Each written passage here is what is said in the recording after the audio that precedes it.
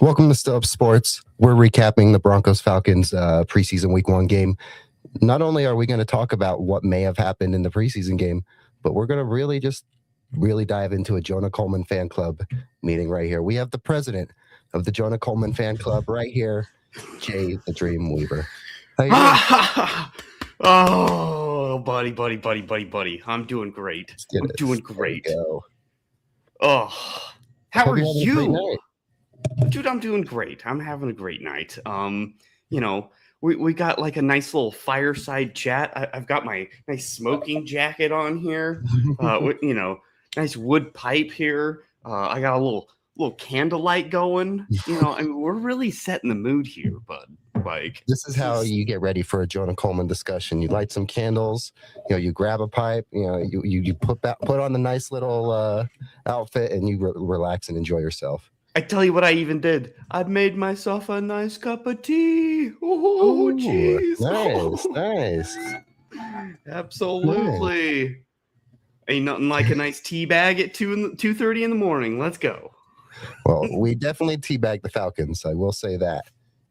God, yes, we did. Bless Falcons fans, we sure man. I feel bad for the team that they may end up having to watch this year. There may be one or two fantasy darlings on that team, but that does not mean anything's good coming for them. No, from a fantasy perspective, how could you have any confidence in Tua or Penix? Like, no, that team is a rudderless ship. I wouldn't draft anyone on that team. No, not at all. Man, we'll spend a few minutes real quick on the other stuff, and then we'll get into our guy, Jonah Coleman, because there's some great stuff with Jonah. I mean, he looked at it as advertised. We will say that, little tease. So you stick around for 10 minutes, and we'll get into the Jonah Coleman talk, guys. But first, we got some, housekeeping. So first, do me a favor and go subscribe to Still Up Sports on YouTube. We're at 136, guys. I want to hit 200 before I get to Denver in November. I think that would be a fun little goal. Hit 200 before then, and then maybe I could bust my ass and maybe see what I leave Denver with, You might as well, dude. You might as well. I mean, when in Rome. Absolutely. So then besides that, guys, we are on X. We're on Instagram. And then besides that, we're also on TikTok. So come check us out. And then we're always rocking the Goonsville on set. Not a paid sponsor. Goonsville's just amazing. Goonsville's family. I can't wait to see Petros when I get back out there. We might have some stuff in the works down the line with Still Up in Goonsville, but just stay tuned, guys. But go check out Goonsville. Go support him and tell him Cody sent you. And again, come like and comment, subscribe. It really helps, guys. YouTube loves when you comment and loves when you like. YouTube does not give a crap if you do neither. So do one of those. It helps. All right. We're going to get right into this conversation, man, because there's some good stuff that came out of this game, man. Riley Moss looking good. You have Jahdae Barron looking good. Man, you got Jaleel McLaughlin looking good until he fumbled. Typical Jaleel type. That's why some people may have been talking about, are you going to keep a fourth running back? That right there tells me why you don't need to, because you have a Jonah Coleman that looks so competent. And, if Jaleel's doing that, it's typical Jaleel play, Well, and I was shouted down earlier from the rooftops for saying this, blasphemy. But I guess we also have another running back in Adam Prentice that no one had on their bingo card. Man. And no thank you for me. We have a goal line back now. His name is Jonah. See, I've been a big Prentice fan. I love a good fullback. I love a good fullback dive, little fullback run. But in this case, they took a good possible touchdown away from our guy, and our guy earned it. He got them down that field. You took food out of my kid's mouth. All right, feed my guy. He's hungry.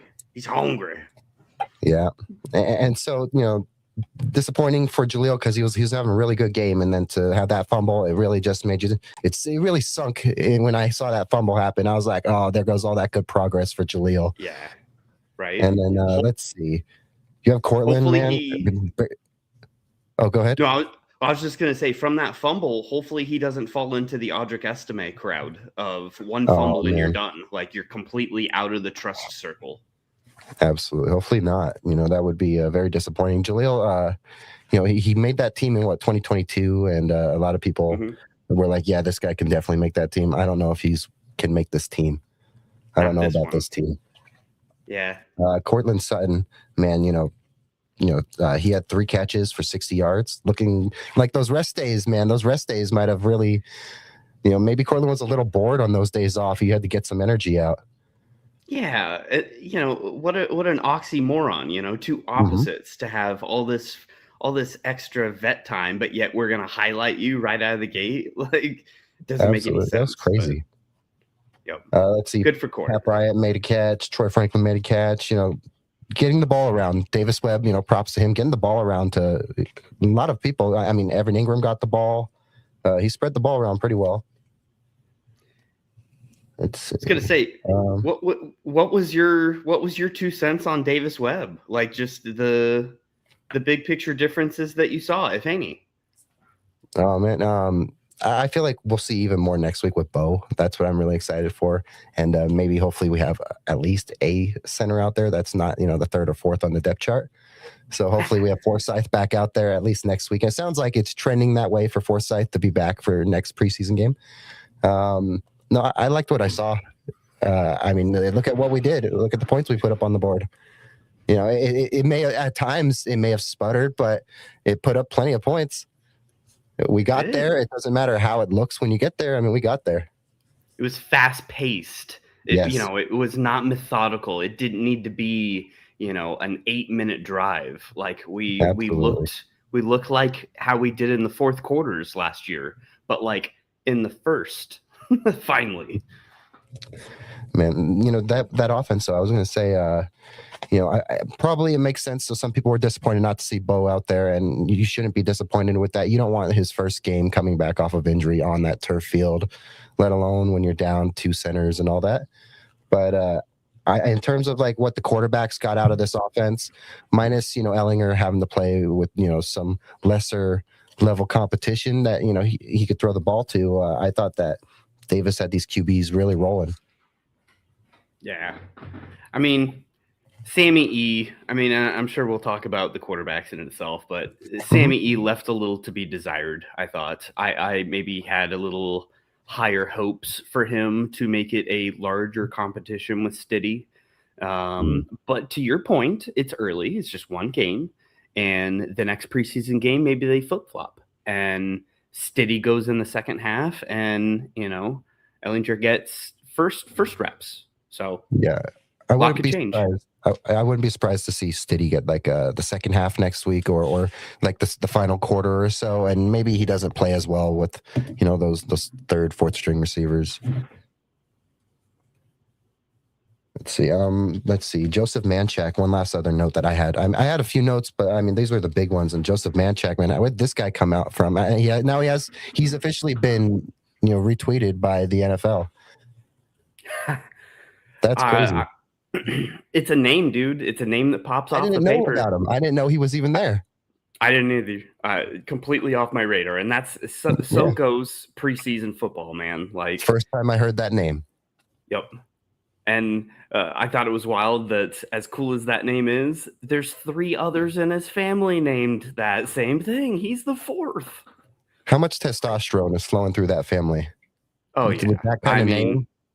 I'm sure there are generational noogies and,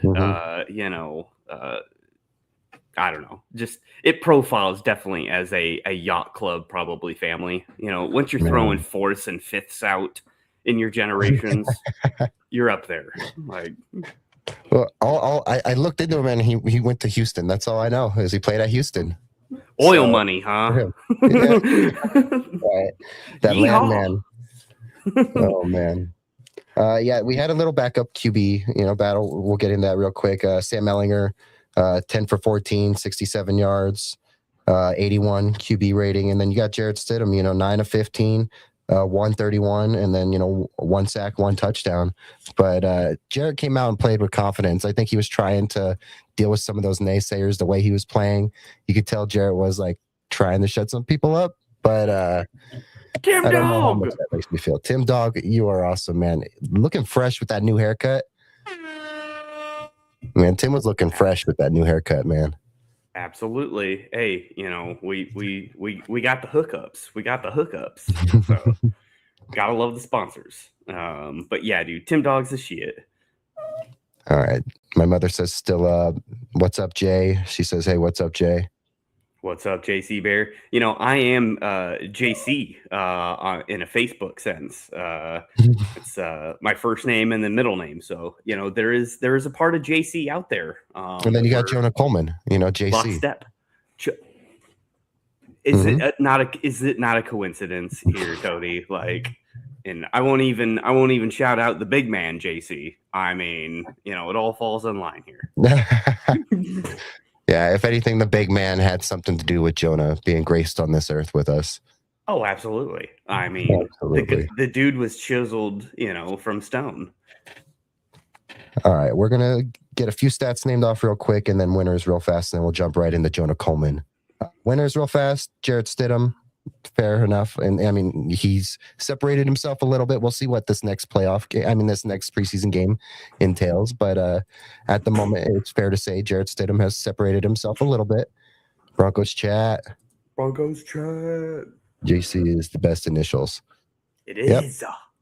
I mean, look at God. He named his son with those initials. So you can't argue with that. Not too bad. Good evening, guys. Regardless whether Stiddy is QB2 or not, or that goes to Ellinger, coach is going to keep them both. Of course, both are probably staying. I think we're keeping 3 QBs on the roster. You do? Yeah. I don't know, man. I think Sammy will be a pretty easy practice squatter. I don't think anyone's poaching him, at least with the tape so far. In general, they're all sticking around, I guess. That's what I should say, is they're going to stick around. Yes. You're going to keep someone around.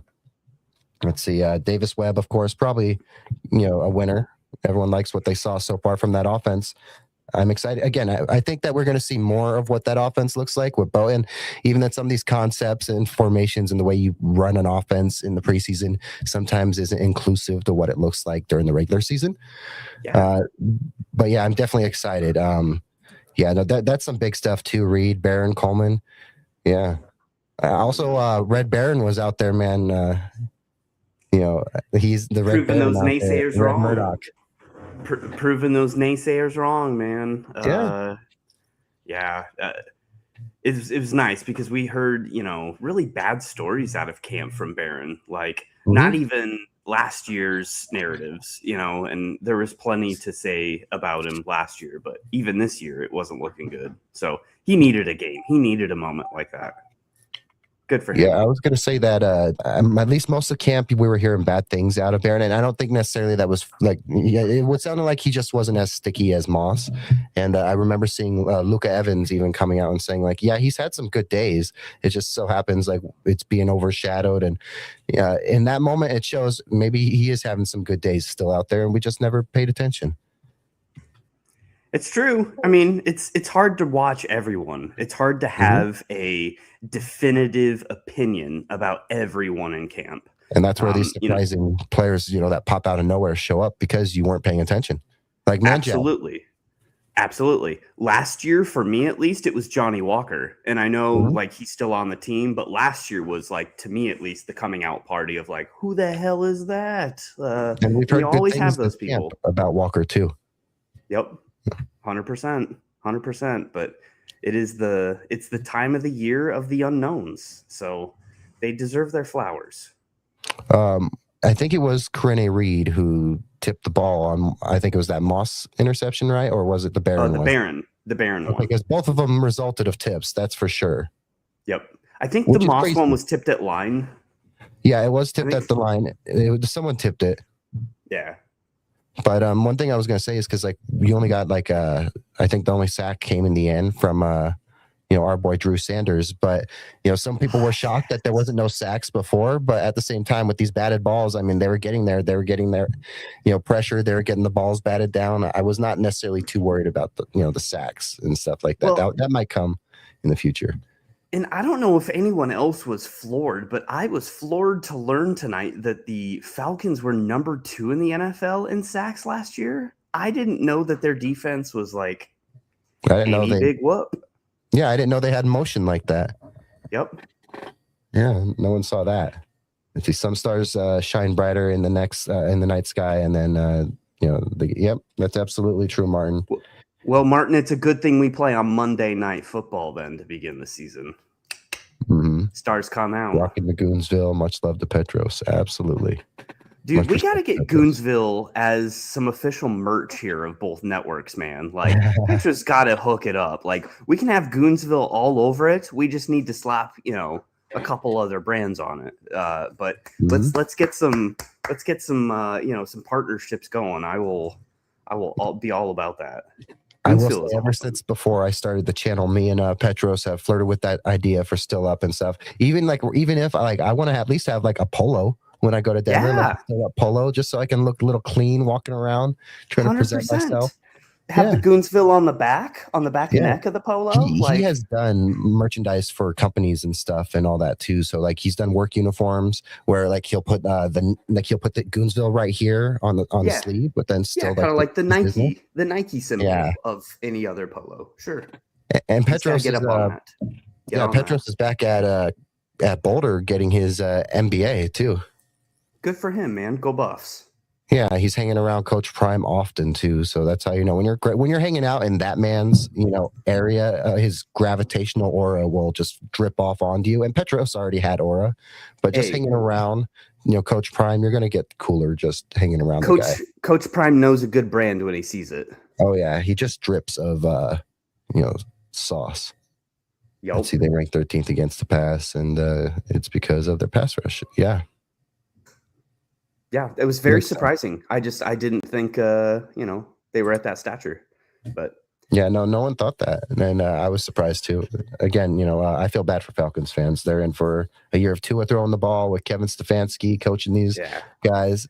I will say he should have not gotten a job after Cleveland, and the fact that he went straight into a head coaching job shocks me.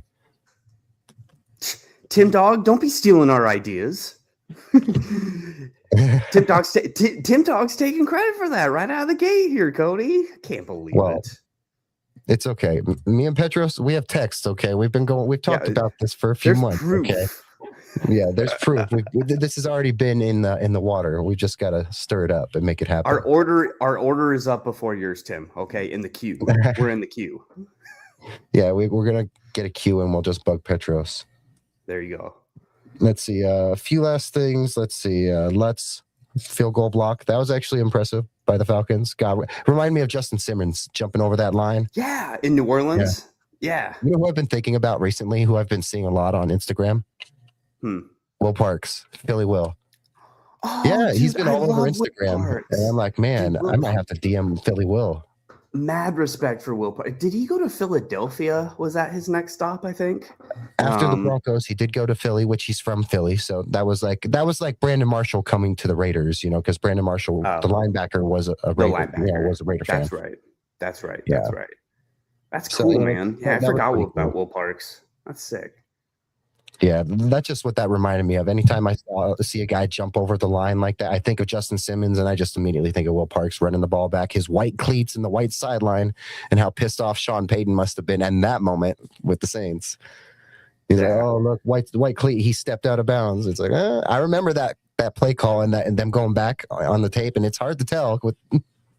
Don't you love Sean Payton still has that rivalry blood in him for the NFC South and poking at the Falcons fans? I was thinking about texting you before the stream, and we should have just started the stream with empty chairs, and absolutely that could have been our disguise.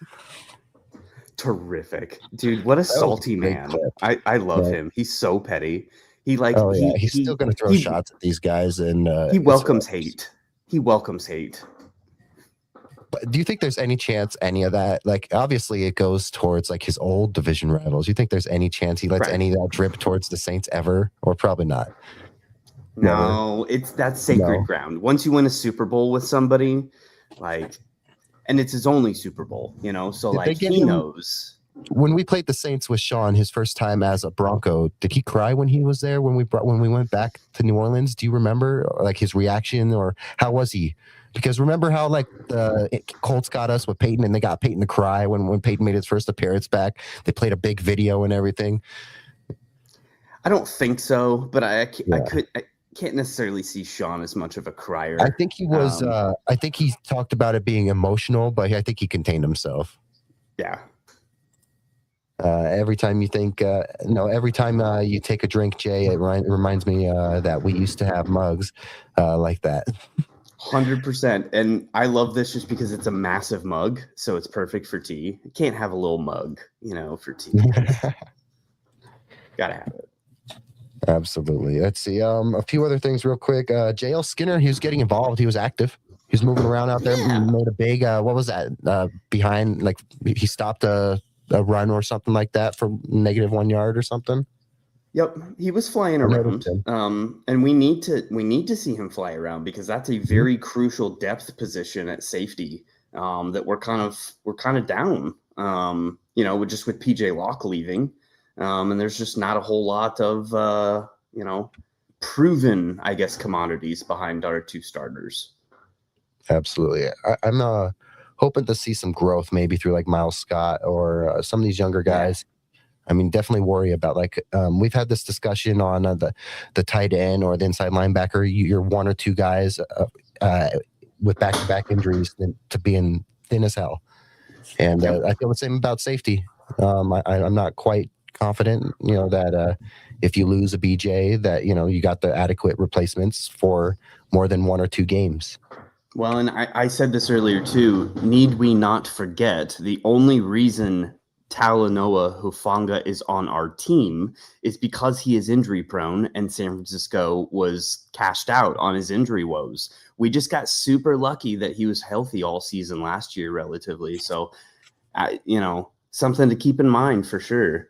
And at that, before we traded our first round draft pick for Waddle, safety was the position everyone was mocking to us. Like that was the primary position of need, in a big remember all the sense. mock drafts. It was that Oregon safety.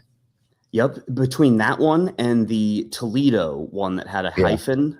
I can't remember their names, but yeah, both of those.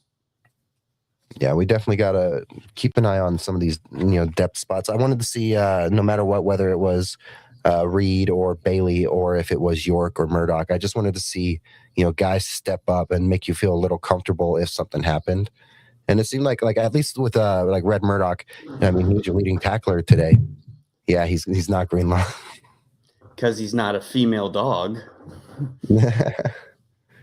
Did it surprise you that we played our starters as long as we did, especially on defense? What do you think, Jay? I mean, I was surprised that the defense stayed out as long as they did. Yeah, I'm not surprised the offense didn't. Like, I thought the offense probably needed a little bit longer time, just because some of the key people weren't playing anyways, like Bo, like Waddle, like JK. But the defense, like, you're a proven commodity. There's no reason for you to, need to flex your muscles. Like, so yeah, I was kind of surprised on that side of the ball, at least. What about you? I think that, so some people, what you didn't get to see, you'll see next week for sure. So if you feel like you wanted them out there a little longer, don't worry, you're going to get plenty of that next week. I definitely think that maybe they should have pulled the defense out a little sooner. I wanted to see more. I just wanted to see these young defensive guys just eat for longer. And again, we got 2 more games to see this stuff happen. I'm not going to rush it, especially, we know that final one, there's barely going to be any starters, I would assume, for much of that final one. Even if they do, it's going to be less than a quarter. I guess on offense, I think maybe I would have loved to see a few of the guys stay out there a little longer. I think it's case by case. Some of these guys, some of them, you want them out. Some of them, like I would have loved to see Jonah out there for a little longer. They pulled him a lot faster than I thought. I wanted way him quicker. A full half way would have been quicker for Jonah. I was really upset to see Jaleel in so quickly, because but doesn't that tell you all you need to know of what they think of him? Exactly. Like, he is a starter. Here's 1 series or 2 series, get your legs wet and get out of there because we need you. Whereas Bidet and Jaleel, they're fighting for their lives. So they wanted a lot of run for them. I guess that makes sense. Yeah, and then one last note, and then we'll immediately jump into Jonah since we started getting into Jonah. Jordan Jackson, I think he looked good. I like this young depth. I was talking about it earlier. I think that the Broncos D-line was, though you didn't get the sacks, I think you generated plenty of pressure all game. So I'm not too worried. Pressure and then, batted balls. I'm very impressed. Yeah, no, very much so. I thought just in a general pressure sense, obviously the other Jonah Ellis played really well. Q Robinson had a couple flashes. And I don't know, the person that I guess I was most impressed with on that side was Red Murdoch. Led our team in tackles. 4 for 4. Yeah, like just looked the part. So I'm super excited to see, what kind of run we get with him and the turnover machine that he is. He didn't get a turnover today, but he's due. He's always due. Yeah. I was going to say with Red Murdoch, it sounds like when we drafted him, everyone always said like he's always where he needs to be. Yeah. Or like he's always there. He's always finding like wherever the ball or the sport is, like it can end up on the side of the field. He's going to be there. He's just great at tracking the ball and finding a way to put himself and insert himself into whatever chaos. And he usually causes the chaos when he gets there. Yep. So I'm quite excited for Red for sure. And then, yes, so Martin, we're going to jump right into Jonah Coleman and we'll end this next like 20-30 minutes of the show with Jonah Coleman talk. So, yes, Martin says Coleman clearly has passed the eye test. What was crazy is there was a period during camp. Do you remember when like some of the reporters were out there saying that he looks like a rookie? They were saying he looks like a rookie. And then Sean came out and said he doesn't look like a rookie. It was like straight from the horse's mouth. I was like, what were the reporters seeing out there that made them feel that way? Maybe it was just because his first few days, of course, probably the first few days was an adjustment. Maybe that's it. But I mean, he looks great. The balance, vision, it's great. I saw people on X bad mouthing him as well, like talking out of their ass of that rookie Coleman's really going to be a liability in the backfield for pass pro. Like you have no idea what you're talking about. Like that is the thing that differentiates him between him and the average rookie running back. There's always going to be haters, man. And there's definitely some people out there that are in the Harvey camp. But look at that box score, look at the average running yards. And it is a copy and paste for RJ Harvey. It's like 3.2 yards a carry. That's not going to get her done. That is again, the same old thing. It's small sample size, obviously for one game, but in the same breath, Jonah has a 6.0. Like absolutely. So yeah, I was gonna say that because 6-yard average. And again, he was making contact and proving like he had this balance to keep going. He was proving he has vision with some of those cutbacks. He was proving he has the vision. He has the balance. Patience. He didn't. I mean, we saw him go out. I think he caught a reception, right? He did. Oh yeah, he caught 2. I want to say. Yeah. I don't think we got much of. We didn't get to enjoy the pass blocking as much, but it's still there, and we'll see more of it. I saw some people saying, because Mike Washington had that big 50-yard run. Some people online were saying, well, if he doesn't produce that, maybe then it's not what you want, because some people were big on Washington, and if we didn't get Coleman, that's who I wanted after Coleman. But no, I definitely think that he's passing the test. He has shown that, what was that, four attempts for 24 yards, again, 6-yard average. That's great. Our guy, our celebrity president of Jonah Coleman fan club, Cecil Lammy, put it really well when he was talking about Mike Washington, of that, Mike Washington's super fast. We all knew that before the draft, that was the MO on him. He's going to do things like that, but he's also going to fumble the ball because he was number 1 in the entire running back class for fumbles. And then he had a ridiculous drop rate. So he can't catch the ball either. All of those things Jonah is far superior at.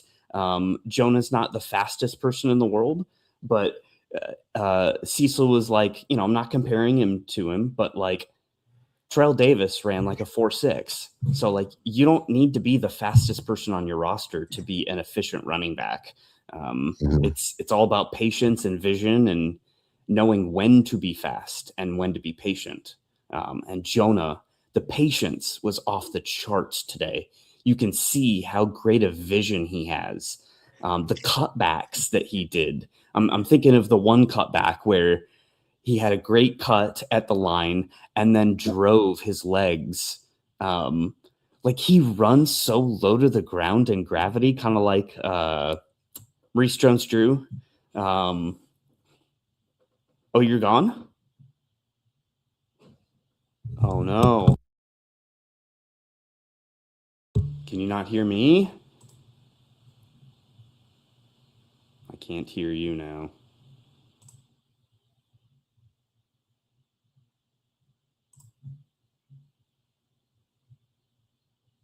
Maybe it's Cody. Better? Is it me? Maybe it's me.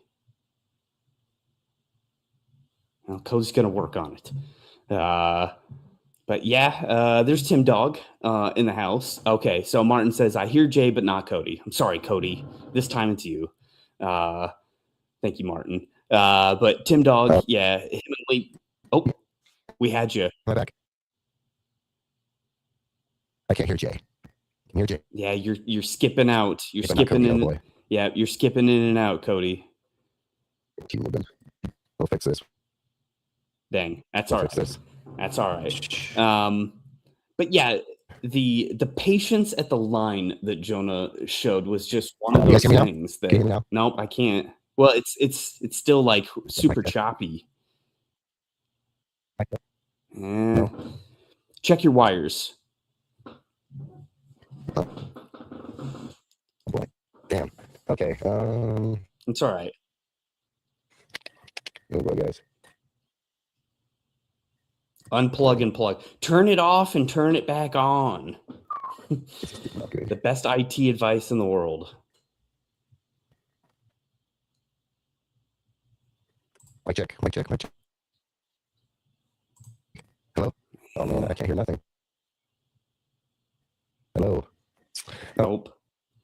Very weird. Oh man, guys, technical difficulties. That's okay. Oh, do you wanna get out and come back in?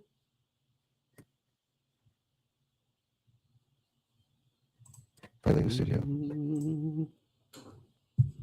All right. Well, he's gonna come back. He'll come back in here because I mean, we're not gonna have bad juju when we're talking about Jonah for his first NFL game. All right, we're just not gonna have it. So IT problems be damned. Check my. Nope. What? It's your connection. It's a connection thing. I don't know. Oh.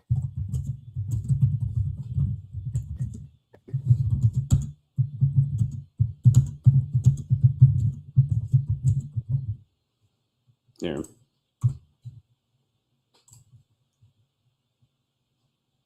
All right, we got a little, yeah, Booby and Coach, Tim Dog. But yeah, it's just coming in and out. Well, now you're on mute. Hear you. What about now? There you go. Oh, there you go. Yeah. Hey. You're good now. I hear you. We're back. You're good now. Okay. All right. We're back. Hey, I fixed my first major technical difficulty. That was my first real big one where I didn't know what to do. So I just exited the lobby, exit back in, checked every bit of the audio, unplugged the mic, plugged the mic back in. We're back. I saw you talking. I'm sure you were talking about Jonah Coleman. I was. I can feel the air. That's okay. Right on. Martin, that's gravity. Yes, that's what we were talking about. I was talking about Maurice Jones-Drew and how on the specific run that I was speaking about or referencing, when he put his shoulders down and started grinding his feet, it his center of gravity was so small that it's no wonder he can bounce off tackles so easy because there's nothing to tackle. He's got the smallest limbs I've ever seen. Who was it? Oh my gosh. Desmond Bain, I think. I can't remember the basketball player I'm thinking of, but he's got little T-Rex arms, and Jonah kind of has some weird, he's just got a weird looking body, not gonna lie. But it's a perfect body for the style of runner that he is. And Cody, he is set up as a characteristic of a running back that will age extremely well because his skill set is not predicated on pure athleticism and speed, which are the first things to go for running backs. Mm-hmm. So, like, as long as he can avoid the Javonte Williams injury of keeping those feet moving, and then somebody packs onto your back and breaks your knee in half, as long as he can avoid that, this is the Jonah Coleman we're going to get for like years. Knock on wood. Yeah. Dude, it's so exciting. I will say Jonah is incredibly smart. People need to understand he's an incredibly smart running back. The man, go back and look at his like college and his high school GPAs. The man is a very smart man. And also, again, you know, he was super fast. He looked like one of the fastest guys out there.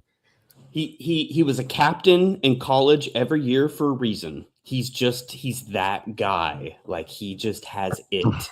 And trust us, like, Sean Payton does not give rookies any sort of like praise or accolade. So for him to go out of his way to like note Jonah of how well he looks, it's a big deal. Yeah, it definitely is big. And, you know, he was the first one. Again, you know, I go back to the whole, you know, out of the horse's mouth statement. It felt like for the first few days of camp, everyone was saying that Jonah looked like a rookie. But then he came out and said, no, he didn't. And everything like the what we were seeing from the clips or the tape or all the little workouts, you know, from camp and stuff, the man looked like he belonged. And he definitely looks like he belongs after that game. Again, 4 attempts for 24 yards or something. Imagine if he had, you know, a full half. You're probably looking at maybe almost 100 yards. He probably breaks one. Who knows? He was dang close to breaking a couple of those. You could see it too. Like, you know, when a running back gets up and like, slaps the ground. He's like, oh, I'm so damn close. Like, and he could have had a touchdown. He could have had a touchdown. Are you talking about in a natural, organic sense? Oh yeah, correct. That's what I thought you were referring to. Well, because like he could have broke some of those for sure, but I'm saying like you know, that Prentice touchdown, that was perfect. That was right there for Jonah's taking, and they gave it to Prentice. I was shocked that Prentice got 2 runs. And, I mean, he got the handoff at the goal line, but he also had one other. Yeah. Like, I was surprised that using the fullback this early in the preseason. Why not? Yeah, I mean, you know, to each their own, and I get it, but I understand the need for throwing people off our trail in a defensive schematic standpoint of planning for our offense, and that's why you give touches to Prentice, to Nate Atkins, to, you know, your little Jordan Humphrey crap, like all those guys that, you know, maybe those touches, those opportunities could just, you know, give Jonah another run, give RJ another run. Like, but at the end of the day, I get that it does keep the defense honest because you don't know who's getting what. Don't hurt Jay's feelings with it.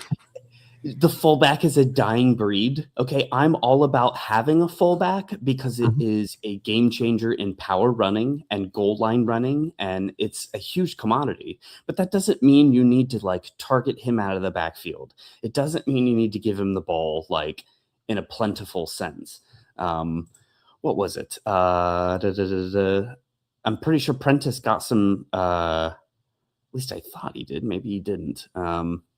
Thought he had a couple targets, but he did not. But 3 carries for 8 yards. And again, you know, for looking at small sample sizes, you know, mind you, it's 2.7 yards a carry. That's even worse than RJ Harvey. Than RJ Harvey. So, you know, I don't know. Everybody needs a rest, but I don't know. Small potatoes, the Adam Prentice fullback hate. I was going to ask you, with this running back room, how do you expect these? I mean, obviously, like you wouldn't want to run JK out next week, probably. So between RJ and Jonah this next week, how much reps do you think they're actually going to give Jonah? Do you think they're going to pull him early again, or think they're going to let him run a little longer? I mean, it's not like we know this man's making the 53, so it's a matter of how much they want to play him. I think you could play him as much as you want during the preseason, but I also wouldn't be surprised to see them just pull him a little early because they want to have him ready to go. Yeah, I have a feeling we're going to see just a 1/2 out of Harvey and Coleman, and I think they'll truly have a split carried backfield for that first half in a starters workout type of thing, and then second half it's all about Jaleel and Bede and the Schrader boy. Yeah, correct. Hank's son. But, Hank loves Cody Schrader. But yeah, man, that running back room is interesting. Very much so. Jaleel, yeah. Well, I mean, we kind of talked about that. Like that fumble might come back to haunt him. Not even for the Broncos, but just maybe for another team to maybe have an extra pause of like, ooh, don't like that. Like, it's a big deal to fumble in preseason if you're on a bubble for a roster spot in itself. It's a big deal. So can't get around it. Let me ask you, how many running backs do you want to keep? 3. Only 3. The main 3, and then if you want to claim Prentice as, in that room, go for it. But I'm sure Prentice will probably be a practice squatter, I would think, and called up on game days. So goal line runs for Tim Dog, yeah. I never, ever, ever, ever want to see Harvey in red zone. I'll say that. We have Jonah Coleman. Like there's just no reason. Like that's his whole skill set. He's a bowling ball. So I don't know why you don't use that skill set he has. And I say the opposite in Harvey. I don't want Jonah probably on the field in 3rd and 19. I'd rather have Harvey. Go for it. Like that's his skill set. And that's why there'll be a great 1-2 punch for years to come. I love Harvey. So like, I'll say Jonah can easily catch out of the backfield, but if you're asking me who I want catching out of the backfield, it's RJ. It's Harvey. But if you ask me who I want taking that ball with 1 or 2 yards on the end zone, of course it's going to be Jonah Coleman. Yep. Correct. And then you could say with JK, I guess you got the best of both worlds because he could do both. He can catch out of the backfield. It just, no one thinks about that. We don't even utilize him like that either. He's just your bulldozer. JK's very well rounded, and that's why he's such a good running back because he literally can do everything. There's not a whole lot of weakness to JK's game other than injury, obviously. So we're embarrassment of riches in that room, man. I'll say this about JK. I think he could make a great running back coach. He can make a great running back coach in this league. Think about the injury. That's some great lessons that the man could teach some young running backs about injuries. You got to be so mentally strong. That one injury does not stop you from having a long career because he has proven it over and over again. Injuries can't slow you down unless you let them, or unless they physically stop you, I guess. Very true. Very true. Injuries are going to happen. You got to be mentally strong to get through them. Absolutely. And I love this that you put this as Jay told you about Jonah. I love that you put that there because you did tell us. You've been telling us since draft night, right? Or before then. Yeah. In prep for draft is kind of where I first discovered. Now I will give, Cecil Lammey was the first in all of Broncos media, all of Broncos country. He is the beginning of the Jonah movement. But I trust Cecil in his evaluation of draft prospects specifically. He is a huge Senior Bowl person, very connected, and, has been doing the scout scene, for a long, long time. So once I saw the tape of Jonah, I was sold. Like in the combination of Cecil's stamp of approval and what I saw with my own eyes, it was amazing to get him where we did in the draft. Steal the draft, no question. Yeah, it was last week or maybe the week before. I heard Cecil at camp, and he was talking about, with Jonah Coleman and with Jake. I don't remember who he was with, but they're asking about like what happens if JK goes down, and he says you just slide Jonah Coleman in and you see zero drop off. And I can believe that. I could believe he that. was serious. It's either the same performance or just about, or even better. It's the floor from JK to Jonah is not far at all. It's not far. Yep. I mean, yes, the only difference is one of them's a rookie. That's about that. But besides, I'm not worried one bit. I thought Ingram looked pretty good. In those Cortland passes, Ingram was drawing some attention. People need to go back and watch those Cortland receptions, but Ingram opened up some of that, center of the field. He really gave Cortland some like one-on-one opportunities out there. Dude, but did you see the brutal drop Ingram had on third down? This is a whole Jaleel discussion almost.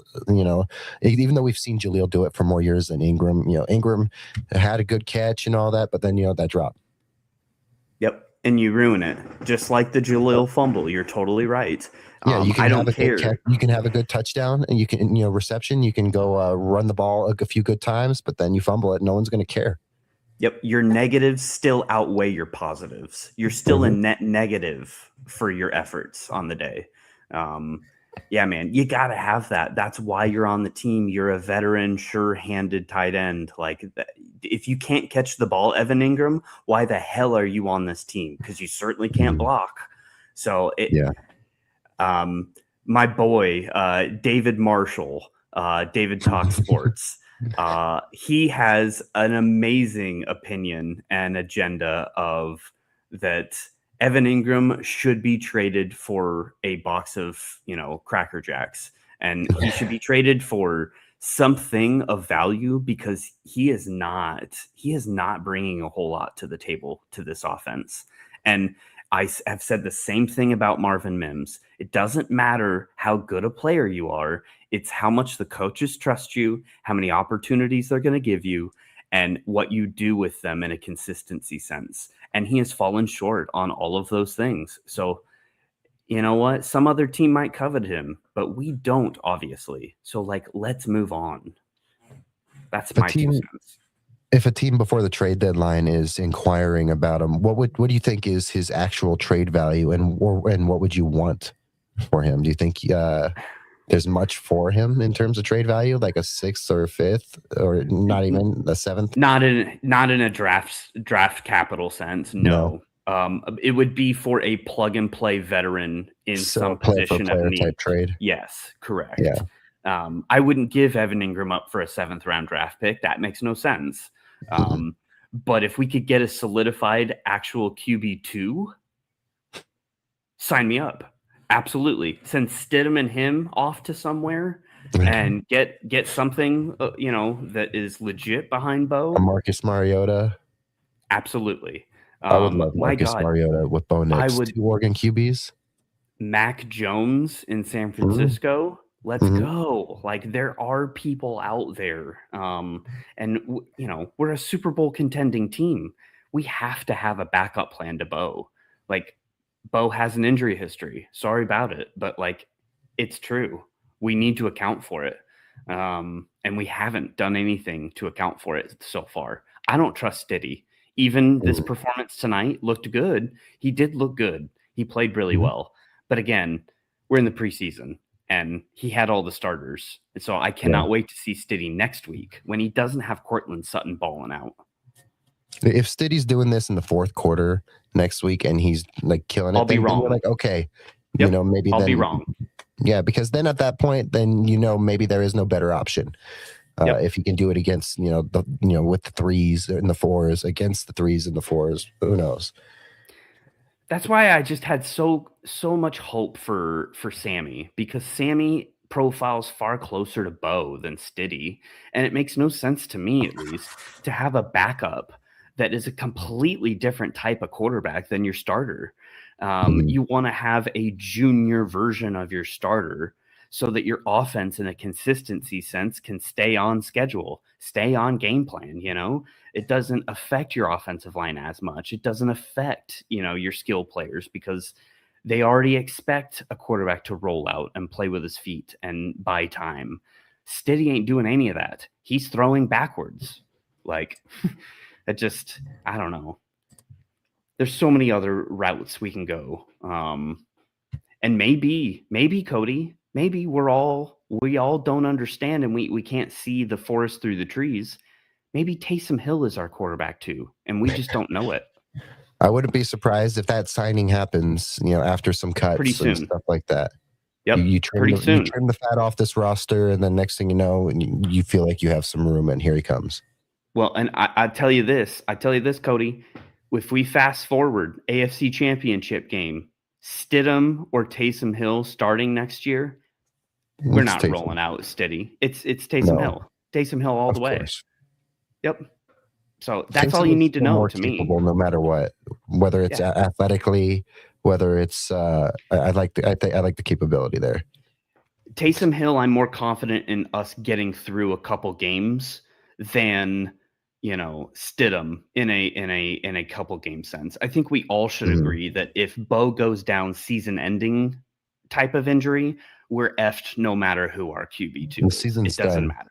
Yeah, it doesn't matter. It would have been that way with John Elway with the whole Bubby Brister year, right? It would have been that same thing. If John Elway, if it was a season-ending injury, everyone would have given hope up. But it was, we believe there's an opportunity. He's going to be back. We just got to roll with Bubby for a few weeks, and that's easy.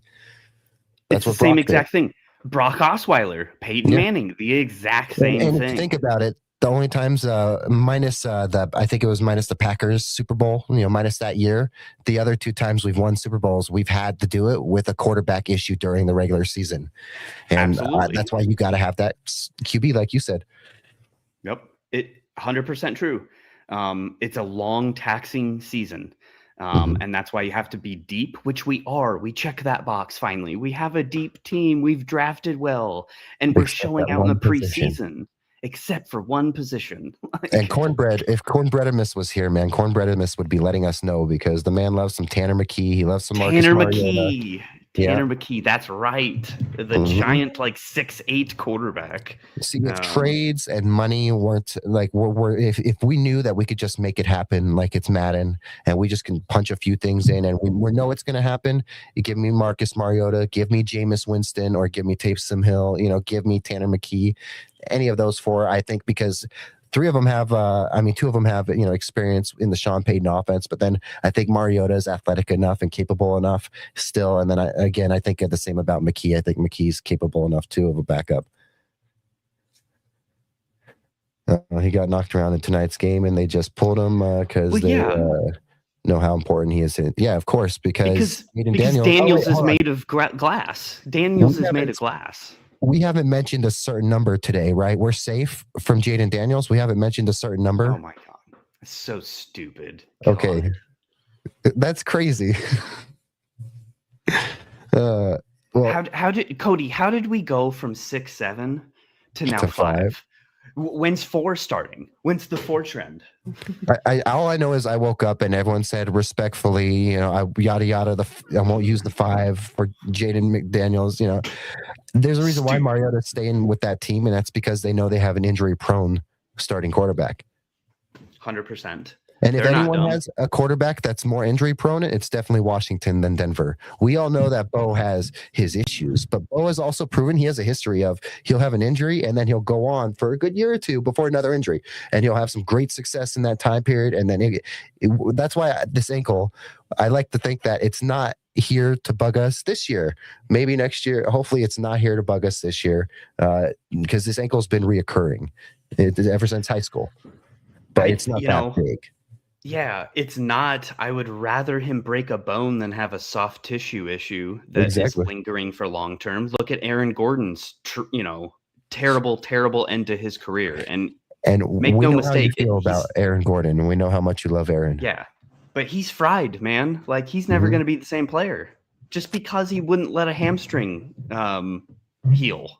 So break all the ankles you want, Bo. Just don't tear your hamstring or, something like that.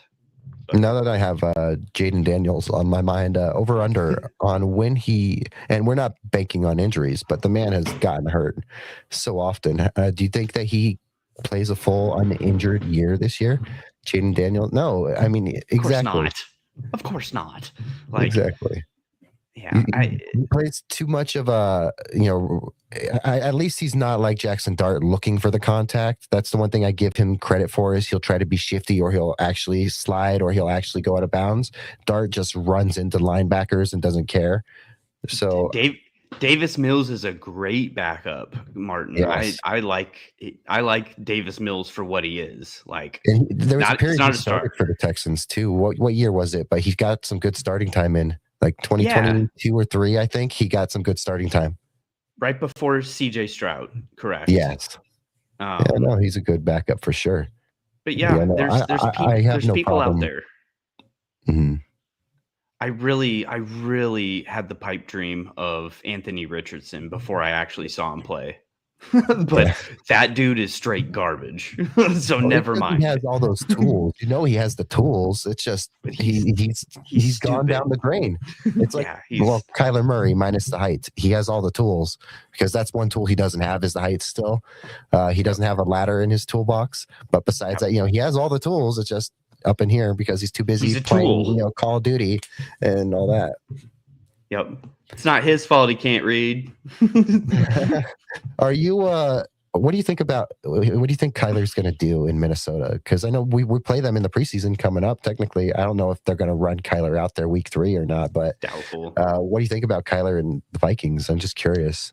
I'm a massive Kevin O'Connell fan. I think anything Kevin O'Connell touches turns to gold, i.e. Sam Darnold.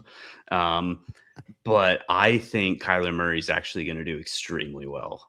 I think there's going to be a resurgence for Kyler, and they're not going to make the same mistake again. They will lock Kyler Murray up, and somehow, dude, he's going to get another large franchise quarterback contract with Minnesota. I truly believe that.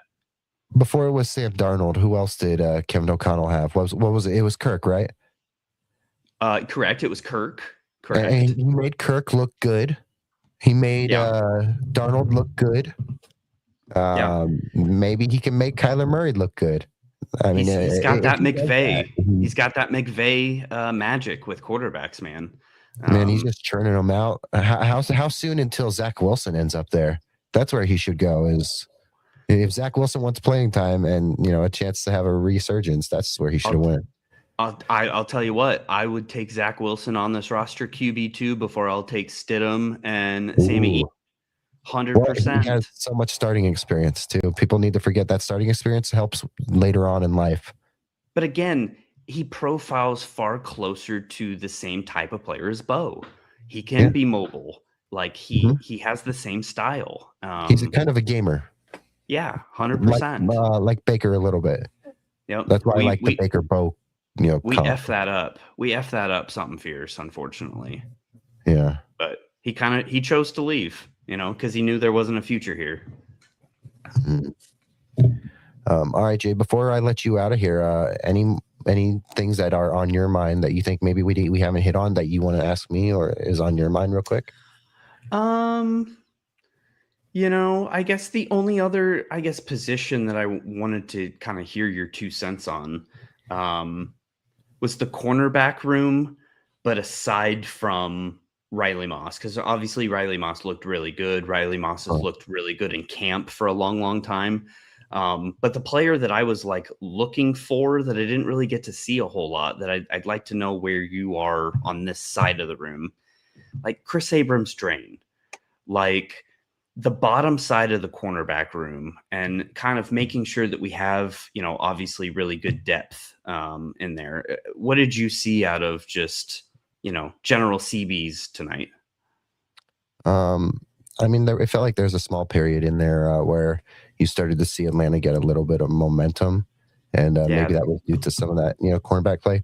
Real quick, I need you to confirm this because we have 25 on offense. We have Austin is playing 25 as DB as well, right? Yes. That was confusing you're right. Because I was like, why do we have 2 25s out there? I don't know. Correct. And why are they giving Strap Harris's number out to begin with? But you're right. Brent Austin they listed as 25D. Okay, because Cody Schrader, I think, is 25, right? Correct. He's 25-0. That's so stupid, man. For Christ's sakes, can't we just find another number? double digits on different for both positions now on offense and defense. Kyrie's Rowan 37-0 because isn't Riley Moss? Is that not Riley Moss's number? No, Riley's 21. Who's 37 on defense? Oh, Sean Fresh. Oh, again, why are we repeating numbers? Camp, but there are enough numbers. Stupid. Do they know this? There are enough numbers. It's just we're also people repeating don't want to wear certain numbers. Ricardo Hallman 32D. What the hell? I never noticed this, Cody. Yeah, no, I was confused. I was like, is Cody Schrader playing corner, or is is 25 who plays corner playing running back right now? This is odd. Is this there's enough numbers. Why are they doing that? I don't see no, never mind. One Atlanta number is reused, 39. I don't know. I don't think so you don't stupid, have to reuse, dude. Right? It just sounds like people don't want to use stupid numbers, but that's what camp is about, is wearing the number you don't want to wear.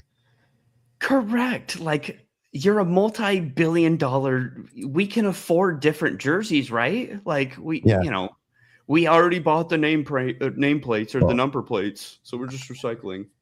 Either way, I'll say there's enough numbers to go around, so it still doesn't make sense. Because like even when I was in high school and I showed up, I may have been like a wide receiver, but they gave me 74, and they say, "Here you go." That's an offensive tackle number, and it's like, "Yep, go catch passes."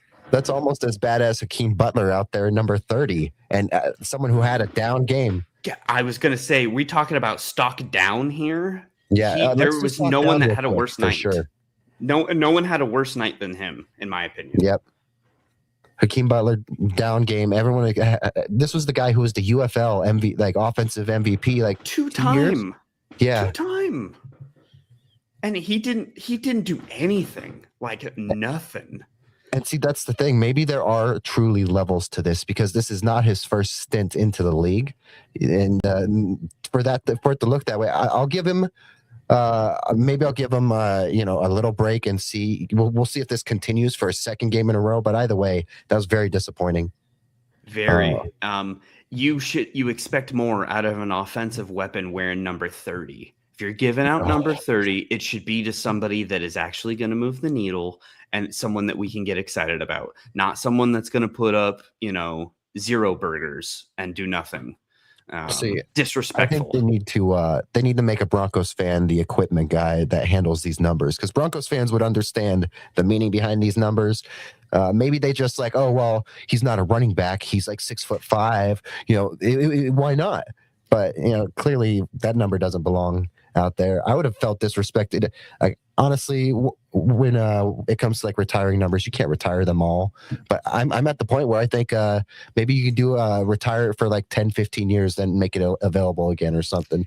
Yeah, like or that is not a number that's available in the off season. Like if you make the 53, then sure you get approved. But like I don't want some chump that isn't even going to make the roster to have a Hall of Fame legendary number. At least Phil asked to wear. I know Phil is a running back, and we've had DBs wear 30. I doubt that. Caden Stearns, I think.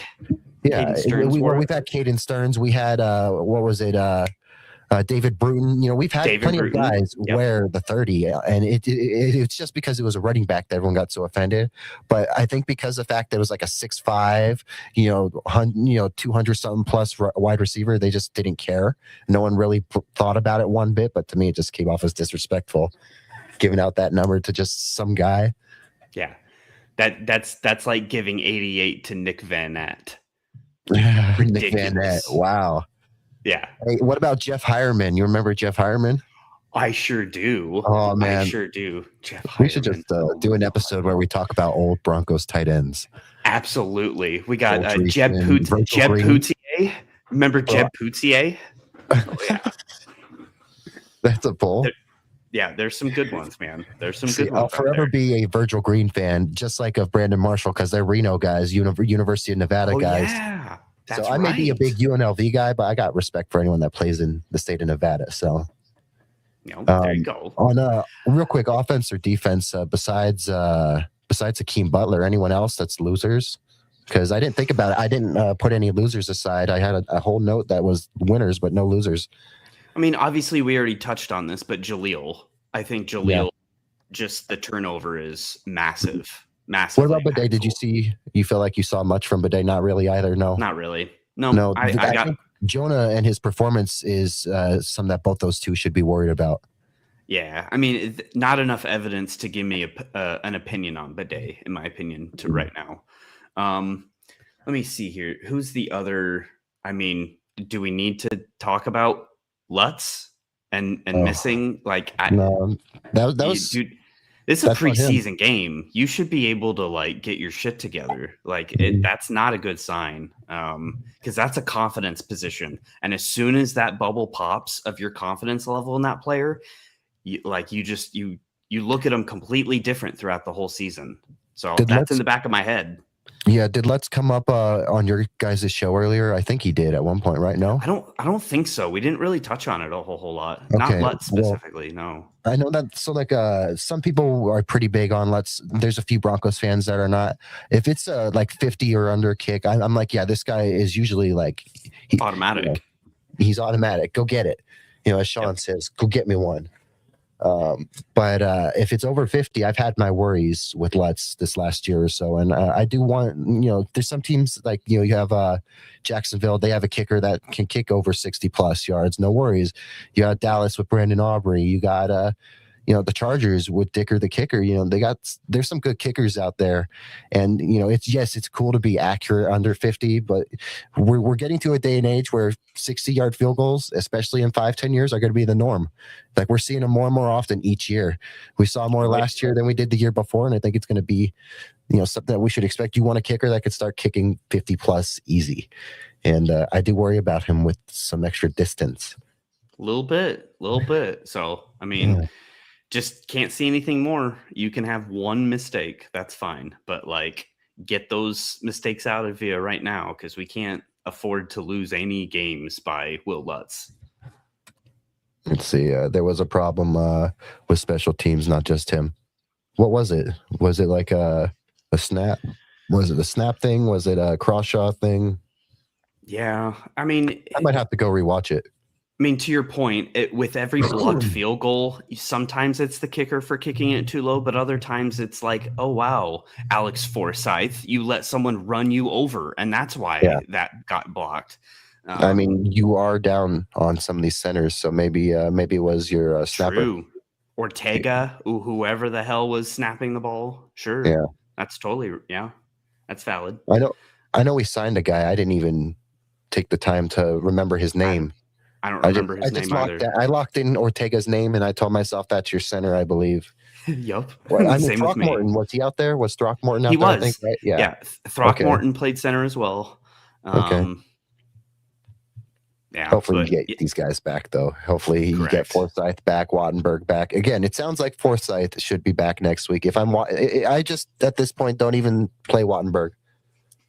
Yeah, no. I wouldn't play him if he's even borderline injury. Absolutely not. We need him week 1. When I think about starting centers and injuries and stuff, I just immediately think of Matt Paradis and the Iron Man that he was. Man, the man was going through so much, and he would literally not practice a whole week at times and just show up and play in the game. And he was he was so legit. I got nothing but love for Matt Paradis and being an Iron Man for what he did. It just makes me think about Wattenberg, and that I'm like, I don't know if Wattenberg has that kind of toughness as Paradis has. I can't think of a center that played with the toughness as Paradis did. There's very few that, with the injuries. It's one thing to be a tough center, like a tough guy, but to battle those kinds of injuries. I don't think Jason Kelsey ever had to battle those kinds of injuries in one single year like Paradis did. That was crazy. Yeah, not really. I was just looking it up. The only other center that I would look at, Lloyd Cushenberry. I know that he is not a Titan anymore, but interesting. He's a Buffalo Bill. Oh, he's interesting. So he's got to be like the backup center for Buffalo. That's very interesting. Huh. Maybe we'll by the time we play them, whether it's the regular season or in the postseason, maybe we'll be seeing Lloyd Cushenberry out there. Maybe. I mean, it was still crazy to see Dalton Reisner out there in the NFL plan. So, oh man, that's crazy. It is. It is. Is he still a Bengal or is he anywhere else? Yeah, Cincinnati, I believe. Yep. Well, he's still starting too, right? I believe he's still starting. I believe so. Good for him. I think so. That starting offensive lineman money for another few more years. Good for him. Yep. He restarted his career in Minnesota. He actually got got back up on his feet. Yeah, I was a big Reisner fan. Of course, we think back to the whole, shoving Brett Rippon thing and the Latavius Murray. I became a Latavius Murray fan immediately when that happened. I don't care where he went or anything about him. I'm just like, I love Murray, defending your quarterback like that. I would have done the same thing. I don't care if you're a DB, an O-lineman, D-line, and you shove my QB. I'm going to shove you without even question. So good on Murray. All right, Jay. It's been a fun hour. I appreciate you. Did you get that cat nap in, or did you stay up the whole time? I played Madden. Oh, that's a good way to pass time. Yeah. I'll give you a little secret here. So I got Madden fired up, got my franchise started. First thing I did, went in, edit players, got Jonah up to, I think I got him like an 89 overall. A little modest, but I wanted to have a little fun.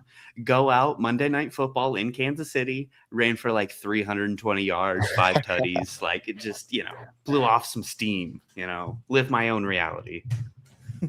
Man, it's crazy to think that we are just, 2-3 weeks from that matchup. Yeah, we're so close. I will be there. I'm excited, man. I'm excited for you, man. So you'll be at week 1, right? Uh-huh. You'll be at week 2, right? Yep. With your boys. Yep. Yeah, it'll be an awesome back-to-back. Hey, come on out, man. Come on out. Right. We got to get you out here for a Bronco Raider game. That would be very fun. Yeah, I got to do that, man. I've been to Vegas, I think 3 or 4 times, but I've never been to a Raider game. So got to do that, man. It's on the list. Well, we got to get you to a Broncos bar out here too. There's a few good ones, and I keep telling people about them. There's some cool Broncos bars out here, and nice. Yeah, we'll take you to Jake's Broncos bar on Sahara and Eastern. Good vibe. Hell yeah. Can I wear my robe? Yeah, you can wear whatever you want. Oh, perfect. I mean, it is Vegas. Do whatever you want. Yeah, well, no birthday suits. I think the cops still aren't fans of that. Yeah, grease and palms. Right. All right, guys. Well, if you got any questions, we'll give you 1 or 2 minutes. Drop them in real quick. We'll see if we can get some questions. If not, we're gonna let you guys go. We're gonna have a great night, and they're practicing tomorrow, right? I think they practice tomorrow or the day after. Really? I hope they don't practice tomorrow. Is it tomorrow or the day after? Let me. I would think it'd probably be day after. There's no way they're practicing tomorrow. Tomorrow's probably just a travel day. Oh yeah, that's probably what it is then. Let's see. So it says next practice will be August 17th. So Monday. It's an open practice too, so I think the fans will be there. There you go. Great show, fellas. Hey, Tim, thank you for showing up. Dude, Tim is still up. He's on brand tonight as well. With us, Tim. We're still up, Tim. We're still rocking it. Let's go. All right, guys. We're going to exit this with one last thing, guys. Go check us out. We're at 138. Go check us out. Besides that, go check out Orange and Blue Network right here. This is where you can find Jay Weaver, where you can find Tim Dog and all these amazing people, George, Dak, Johnny. We can keep going. Orange and Blue, Bronco Libre. Orange and Blue is filled with the best people. So go check out Orange and Blue. Jay even has a cat. So, go check out Orange and Blue. Go hang out with the cats. We love our cats here. We sure do. Although he got me something fierce the other day. I don't know if you can see on my face. I got a big old scratch on my face. I see it. Yeah, he's a little dickhead. Slapped me right on my face. Mine got me for a computer screen the other day, so. Yeah, RIP to that screen, man. That's brutal stuff. It was like $125 computer screen that got barely any use, and I was just about to move it to the other side of the room so it can get used, and it broke. But the audio mixer won that fight, so at least I know it's a good quality audio mixer. Hey, there you go. I mean, somebody's got to win. Right. So yeah, guys, go check out Orange and Blue real quick. Go subscribe if you're not. They're working their way to 1,000. You got a Nick Bonito helmet up for the grabs, right?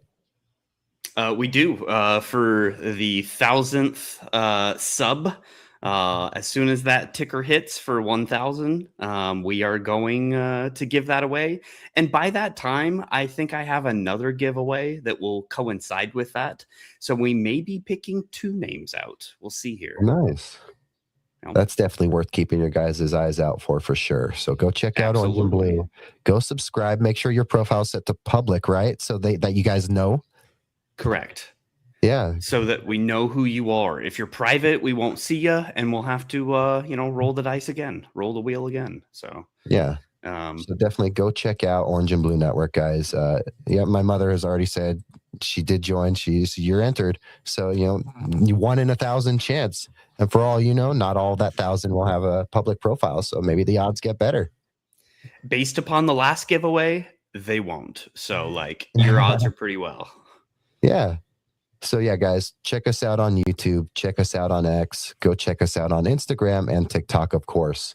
With that being said, guys, this is Jay Weaver from Orange and Blue Network. This is Cody Chapa from Still Up Sports, and we hope you guys have a wonderful day. Have a great night. Thank you, Cody. What a show! What a guy! Let's go.